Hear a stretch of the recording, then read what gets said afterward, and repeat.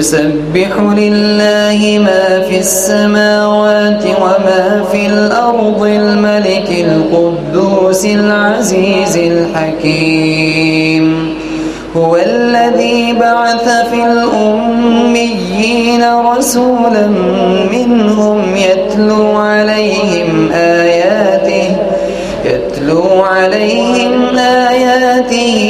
ويزكيهم ويعلمهم الكتاب والحكمة وإن كانوا من قبل لفي ضلال مبين وآخرين منهم لما يلحقوا بهم وهو العزيز الحكيم ذلك فضل الله يؤتيه من يشاء والله ذو الفضل العظيم مثل الذين حملوا التوراة ثم لم يحملوها كمثل الحمار يحمل أسفارا بئس مثل القوم الذين كذبوا بآيات الله والله لا يهدي القوم الظالمين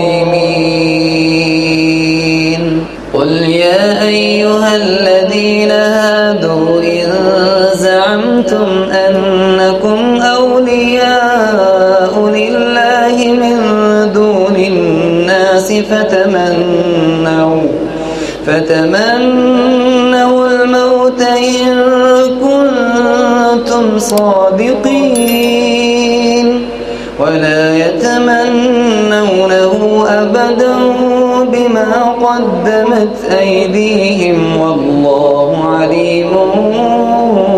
بالظالمين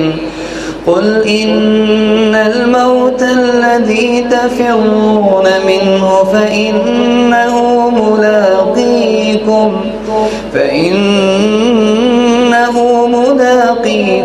ثم تردون إلى عالم الغيب والشهادة فينبئكم بما كنتم تعملون يا أيها الذين آمنوا إذا نودي للصلاة من يوم الجمعة فاسعوا إلى ذكر الله وذروا البيع ذلكم خير لكم إن كنتم تعلمون فإذا قضيت الصلاة فانتشروا في الأرض وابتغوا من